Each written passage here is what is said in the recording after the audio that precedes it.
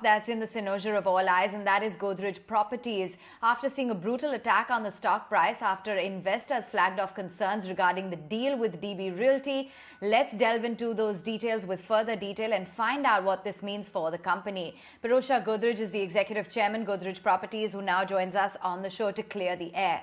Thank you so much for taking the time out. Now, there have been lots of questions from the get-go when it comes to the pricing, the structure of the deal, and even the choice of the partner.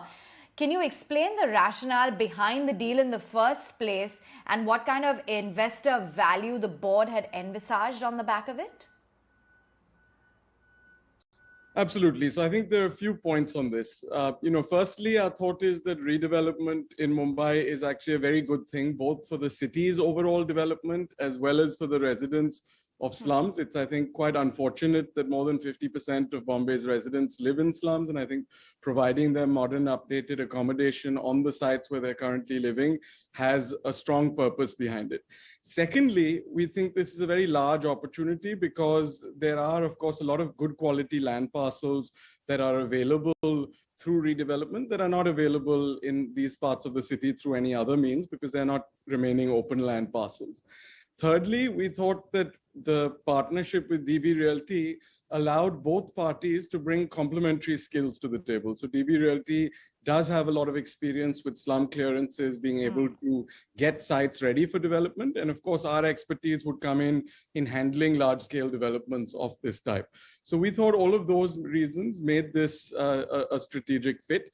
In terms of the structure, our thinking originally was that through the partnership that DB Realty will have with Godrej Properties on the operating project level, and given its existing partnership with another large developer, we did believe these operating partnerships were going to unlock value in DB Realty's listed entity. And we felt by structuring the investment in a manner that Godrej Properties shareholders could participate in that upside that was getting unlocked through Godrej Properties project level performance was, we thought, an appropriate structure that actually allowed GPL shareholders to benefit both from the project level as well as the entity level. So that was, I think, the combined thinking that led us to initially approve this investment.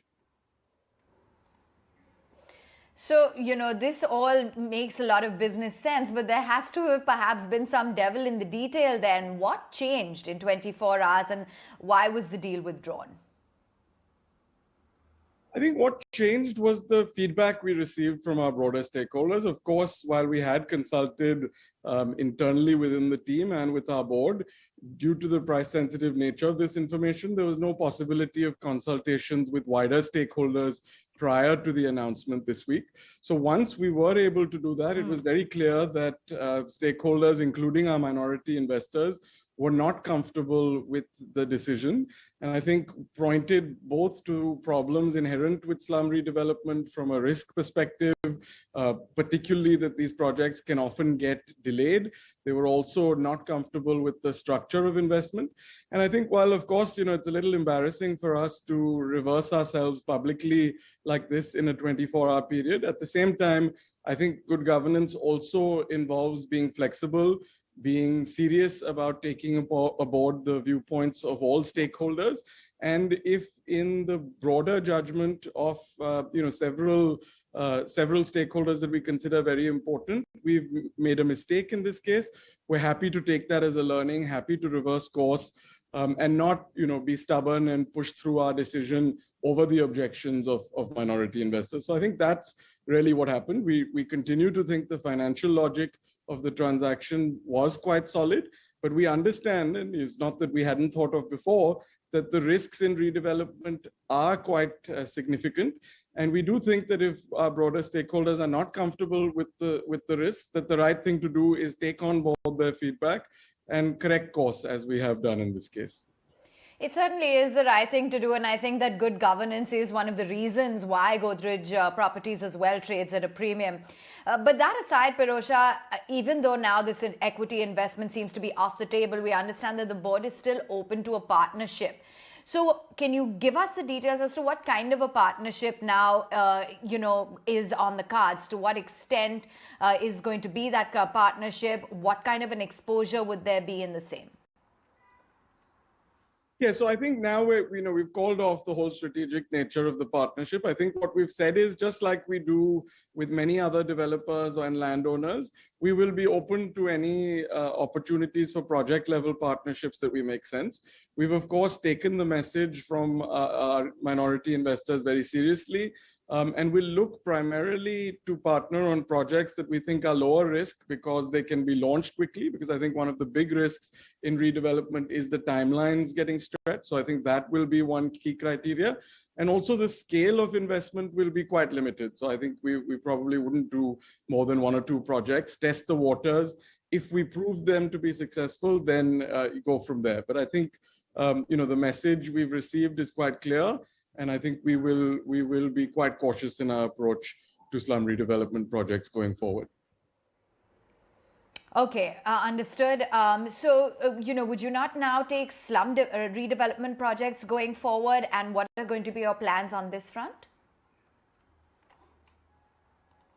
No, I don't think so. I think, we're very comfortable with the scale up that is underway at Godrej Properties. Last financial year, we were the country's largest real estate developer by the value and volume of real estate sold. We have very strong growth plans in place. We, as you know, have raised some capital through a QIP in March of last financial year. So very well capitalized. The net debt of the company is just over 0. So I think we have a significant amount of opportunity to invest in new developments. In fact, this partnership, would have created a launch pipeline 2 or 3 years from now, because redevelopment projects do take some time to get off the ground. So over this period, we do feel confident that we can redeploy this capital into other opportunities. We're also perhaps the only developer with a strong national presence today, which allows us to look at opportunities not just in Mumbai, but across the country. That said, I think Mumbai is a key focus market for us. We will look at rapidly scaling up in Mumbai. We do expect quite strong growth in this market. And, we had earlier guided that we hope to see sales bookings for the company next financial year, that's FY23, cross 10,000 crore, which would be roughly a 50% growth over our numbers last year. Right. And we feel reasonably confident both of achieving that number and continuing rapid growth in the next few years. And finally, Pirojsha, as you admitted that there is a land parcel available and that is limited to MMR, and your peers as well are open to slum redevelopment. In the past also, you have withdrawn from 3 to 4 projects. So can you tell us how the company now plans to scale up organically? No, I don't think so. I think, again, for both last financial year as well as the first half of this financial year, we were the country's largest developer. You're absolutely right in pointing out that we had a muted performance in the third quarter, and a couple of our competitors have reported exceptional performance. We're not overly worried. Of course, one quarter is not going to be make or break for the company. We did have a bit of a slowdown because a few of our critical launches saw some delays in regulatory approvals that pushed those launches into the current quarter. We actually already have launched several projects this quarter and have a large number of launches planned over these next couple of months. So we're on track, we think, this quarter to have our best ever quarter for bookings and end the year on a very strong note.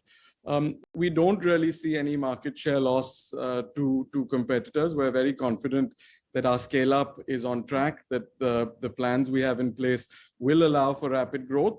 And while we will certainly be also focused on markets like Pune, Bangalore and NCR, I would say Mumbai is perhaps the biggest opportunity for our company, and one where we still have huge headroom for growth. So of course we have the group's own land in Vikhroli, which itself is a huge opportunity, but we have a lot of other new developments in the pipeline. So are quite confident that irrespective of this change in this opportunity on the redevelopment side, that we will see very strong growth in Mumbai as well.